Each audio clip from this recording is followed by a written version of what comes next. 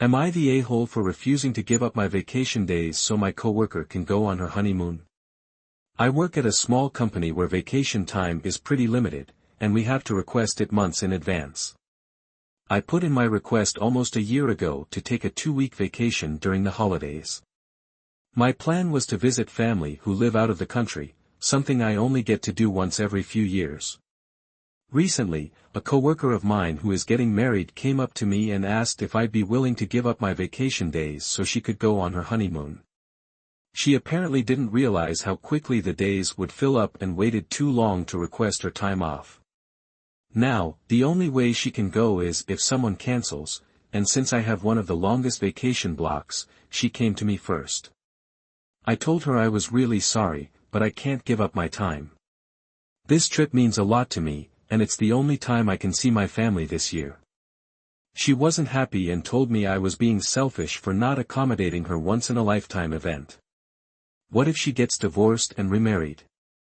A few other coworkers are chiming in, suggesting I could be more flexible since I don't have special circumstances like a wedding. I feel bad, but I also planned this trip far in advance, and it's important to me. Am I the a-hole for not giving up my vacation so she can go on her honeymoon? No, Opie, you're not the a-hole. She asked you, you said no, that should have been the end of it. What's the saying? Your lack of planning does not constitute an emergency for me, or something like that. That's absolutely applicable here. It's on her. Maybe she should go to some other coworker that can also cancel their plans for her and call them selfish or something like that. Or any of those other coworkers who feel so happy chiming in. Maybe they can give up their holidays for her.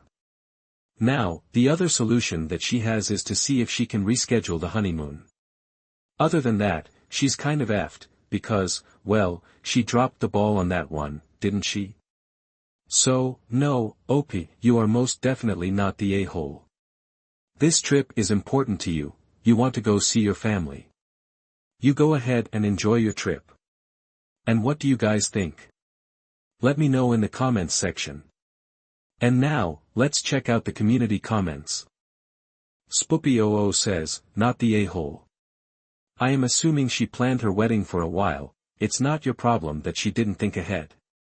Enjoy your vacation.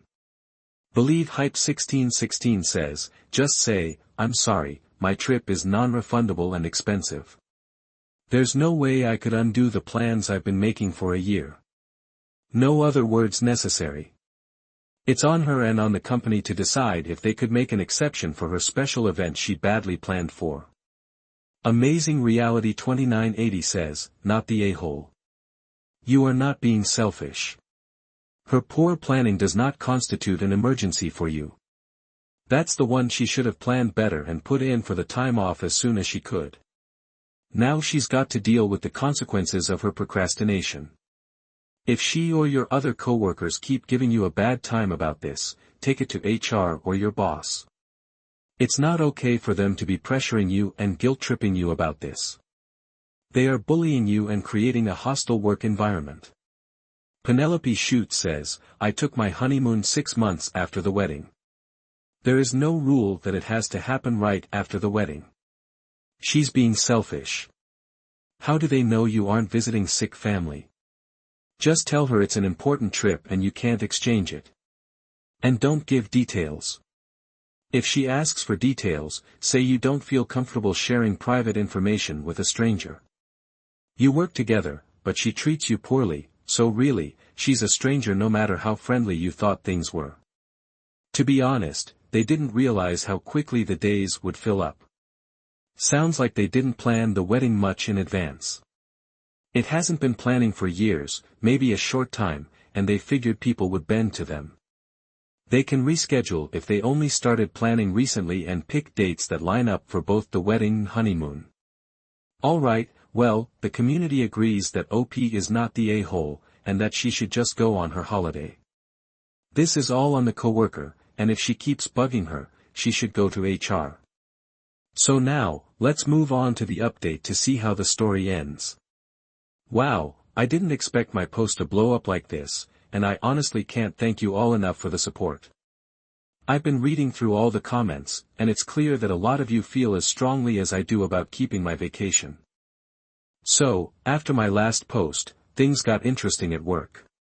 A few days after I turned down my coworker's request, she sent a long email to me and CC'd our entire team, basically calling me out for ruining her wedding plans and labeling me as unsupportive of a once-in-a-lifetime event. Yeah, it was a lot. I was caught off guard, but I kept it professional, responded directly to her, and explained again why my trip was non-negotiable for me. I thought that would be the end of it, but then our boss called me in for a meeting. It turns out my coworker had tried to go over my head and get my vacation days reallocated to her. Thankfully, my boss was super understanding and confirmed that because I booked my time first, it's mine to keep. However, things got awkward when he asked if I would consider a compromise, like offering her a week of my time and keeping one for myself. I stood firm, telling him that this trip is one of the few chances I have to see my family, and I need the full 2 weeks. Since then my coworker has been giving me the cold shoulder, and a couple of other coworkers have been dropping passive-aggressive comments. One even said, "You'll probably be that person who refuses to switch shifts with a parent during the holidays." Ouch. But here's the kicker. Another coworker came up to me and confided that they had been pressured to switch vacation days with the same person in the past, and they regretted doing it because it messed up their own plans. So now, I'm glad I stood my ground. I'm not sure what the long-term fallout of this will be, but one thing's for sure, I'm not giving up my vacation. I need this time with my family more than ever, and I refuse to feel guilty for prioritizing that. Also, thank you to everyone who reassured me that standing my ground wasn't selfish. It's easy to second-guess myself when the pressure mounts, but the overwhelming support here has made it clear that I am not in the wrong. Well, ought be good for you for standing your ground, and your boss gets half a cookie for backing you up because he had no choice, those were the rules. But him asking you to consider a compromise? F that. This is on the bride. You go and enjoy your vacation. So on that note, here's wishing you the best in the future. Op, thanks for sharing, and take care. Now let's move on to the next post that also has an update. I'm 29, female, and I'm getting married in a few months. I decided not to invite my older sister, Emily, who is 32. Before you judge, here's why. Emily's husband, Jake, is a nightmare. He's rude, makes inappropriate jokes, and always tries to dominate every conversation at family gatherings. He interrupts people, brags about his job, and even talks down to my fiancé, Mike, who is 30. The last straw was at our engagement party a few months ago. Jake got drunk and made a speech uninvited, of course, where he joked about how I finally found someone who could put up with me. Everyone was uncomfortable, and Mike was furious, but we let it go to keep the peace. Fast forward to wedding planning, and Mike and I agreed we didn't want Jake ruining our big day. I called Emily and explained that while we love her, we didn't want Jake there because of his behavior. I even offered to have a separate celebration with her after the wedding, but she was livid. She said I was forcing her to choose between me and her husband and that it was cruel to exclude her because of him. Now my parents are upset too, saying I'm tearing the family apart. But I don't think I'm in the wrong for not wanting someone who disrespects me and my fiancé at our wedding. Am I the a-hole? No, Op, you're not the a-hole. It is yours and Mike's wedding, and you guys get to choose who goes or not. Now, I don't understand one thing. You are not inviting Jake because he's an a-hole, but you're also not inviting Emily just because she's married to him. I would have given her the choice and said, you know what? I love you, I don't love your husband. I don't want him at her wedding, but you can come if you want to. That could put her in a tight spot, but it's what you guys want. I'm sure she knows her husband is an idiot.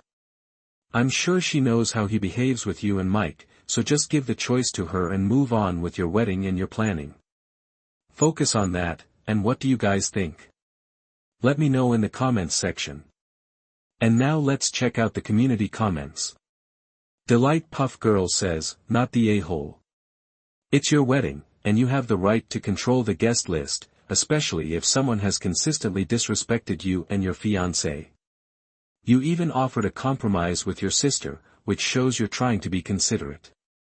While it's unfortunate that your sister is upset, your wedding day should be about celebrating in a comfortable and positive environment. Miss Moonlight Love says, it's your wedding day, and you have every right to decide who attends. You've given your sister an alternative option to celebrate, so it's not like you're excluding her completely.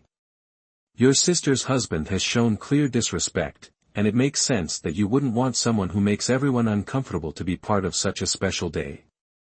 Your sister is understandably upset, but that's more about her choosing to defend her husband's poor behavior rather than acknowledging your feelings. You're not tearing the family apart. You're simply standing up for yourself and setting boundaries. And Clean Paris says not the a-hole for wanting to create a positive and respectful environment for your wedding day. It's completely valid to want to protect your space, especially from someone who has made you and your fiancé uncomfortable in the past.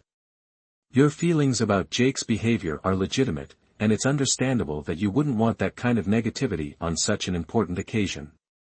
Alright, well, the community agrees that OP is not the AEL because it is her and her fiancé's wedding, and they get to decide who comes. So now, let's move on to the update to see how this story ends. Thanks so much for all your advice.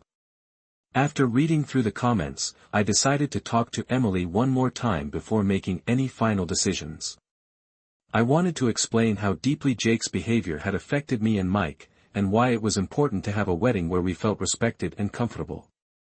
We met for dinner, and I laid it all out, how Jake's behavior at the engagement party crossed the line and how it wasn't just about one incident, but about a pattern of disrespect. I told her I loved her, but I didn't feel like I could allow Jake to be at the wedding. I also made it clear that I didn't want to lose her as a sister and I hoped she would understand why we felt this way. To my surprise, Emily was really receptive. She said she had been feeling conflicted about Jake's behavior too, and that it was hard for her to admit that he was wrong. Emily actually said that while she still loves Jake, she's noticed that his attitude has been causing problems in their marriage and with other family members too. The biggest shock was that she offered to talk to Jake herself. She said she didn't want to miss my wedding over his behavior and would explain to him why it was best that he not attend. I was honestly relieved but also worried about how that conversation would go. A few days later, Emily called me and said she talked to Jake. Apparently, he was upset at first, but eventually agreed not to come to the wedding. Emily told him it was about maintaining family peace and supporting me on my big day. She reassured him that it wasn't a permanent ban from family events, just a decision to keep the wedding atmosphere positive. Jake wasn't thrilled, but he agreed to stay home. Emily will be attending the wedding on her own, and while things are still a bit tense between her and Jake, I'm grateful that she chose to support me. We're in a much better place now, and she's even helping me with some last-minute wedding prep. As for Jake, I'm hoping that this situation might be a wake-up call for him. For now, I'm just happy that my sister will be there on my special day. Wow, good for Emily. She had the tough conversation with Jake, and hopefully, he will take this as a wake-up call and do something about his attitude before it ruins his marriage, which apparently is already kind of heading towards the rocks. In any case, OP here, wishing you and your fiancé the best in your wedding. Take care, and thanks for sharing. Now, let's move on to the next post, which also has an update. Am I a-hole for not splitting my college fund with my dad's fair child? My father dropped a big bomb on the family last year when he revealed that he had a secret son from an affair years ago. After my mom found out and gave him the ultimatum, he cut things off with the mistress, and she moved away. Until last year, when she introduced him to their son, Hank. I really don't give a damn about his latent father instincts since he didn't give his other family any consideration when he broke the news. Thank God my mom divorced him, and now neither my brother, Connor, male, 18, my sister, Sophia, female, 15, nor I have anything to do with him anymore. Here's the thing though, we have a shared college fund that my mom's parents set up for us when we were little. My parents contribute almost half of the money, and my maternal grandparents contribute the other half. The account remains under my mom's control after the divorce. As far as I know, he stopped contributing to that account after the divorce. Last month, I found out that my dad's been harassing my mom because he wanted to add Hank as a beneficiary to the college fund for my siblings. He's saying that Hank is his son and therefore entitled to the college fund that he set up for me, Connor, and Sophia. My mom told him off, and now he has been going around harassing her online and to their mutual acquaintances and friends, claiming that she is heartless and cruel for taking her anger out on an innocent child. Then, he also had the genius idea to reach out to me to put pressure on my mom. He said I should consider opening up my heart to Hank, who grew up without a father and wasn't set up in life like my siblings and me. I left him on red since, honestly, the things I wanted to say to that callous evil monster may be too much. Yesterday, he changed tactics and now said he wanted to withdraw all his part of the money from the account, divide them to make sure Hank has his share, and deposit the rest back into the account. The caveat was that since Connor and I didn't need to use the college fund for tuition, since we both had Fulbright scholarships, the money would be divided into 2 parts for Hank and Sophia instead of into 4 parts for his 4 children and now him. Some of my dad's side of the family, and even the mistress, are pressuring my mom to agree to that, and I'm praying that she won't. It physically makes me angry that we're being asked to split our money with my dad's fair child, even if yes, I don't need to use the money to pay for school. I will need it in the future, same with Connor. And I know for a fact he would never use the same reasoning to exclude Connor and I from the fund just to have the money solely for Sophia in the same situation. It's all for Hank. I understand that Hank is innocent and not responsible for his parents' actions, but I don't think of him as my brother. Hell, I don't even think of my father as my father anymore, to be honest. As far as I'm concerned, my family consists of me, my siblings, and my mom. That's it. So, am I the a-hole? Well, OP and you are no, you're not the a-hole. Your dad is the only a-hole in this whole situation, and the mistress as well.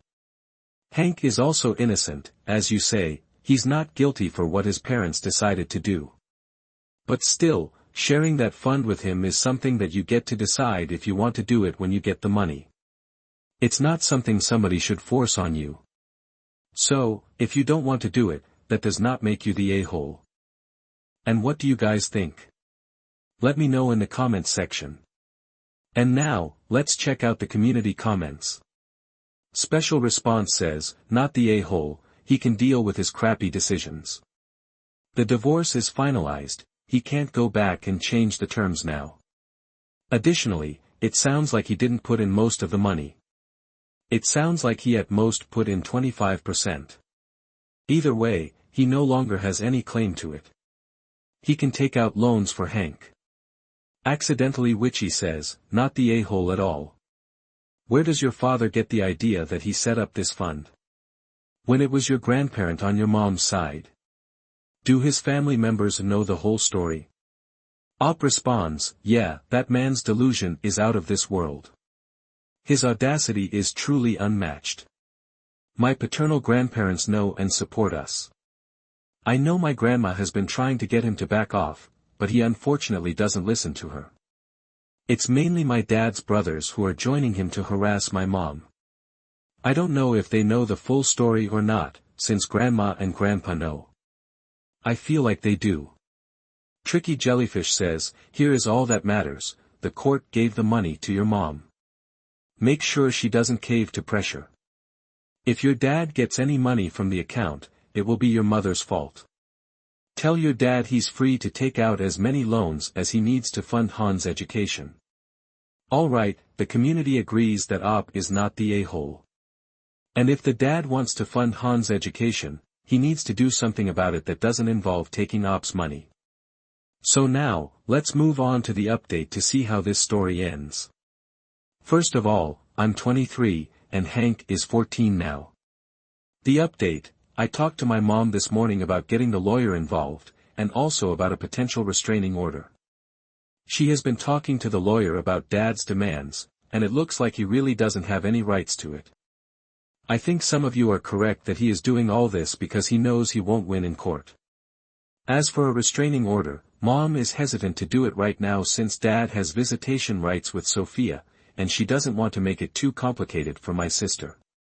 But she promised that if things get worse, she will get one. My brother, Connor, and I also talked, and we will be taking turns coming home from the weekend so Mom and Sophia won't be alone, just in case anything happens.